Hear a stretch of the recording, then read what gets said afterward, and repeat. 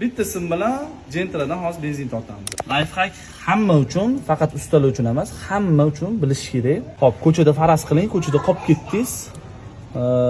Orqangizda mashina to'xtatyapsiz, hech kim to'xtamayapti. Bitta Gentrani to'xtatdingiz, okey. Mana shu motoringizdan 2 litr benzin tortib oling, zapravkagacha deb iltimos qilsangiz bo'ladi. Mana shu lifehack ko'rgandan keyin.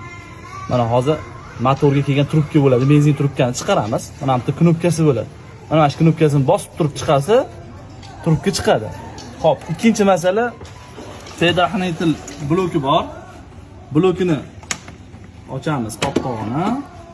Mana shu o'rtadagi bilib olinglar, mana shu o'rtadagi blok bitani shunda olamiz, blok olib turib, mana bu X qilib mana shu simni tashlaymiz. Mana ketdi, mana benzin tortilyapti mana. Ko'ryapsizlarmi?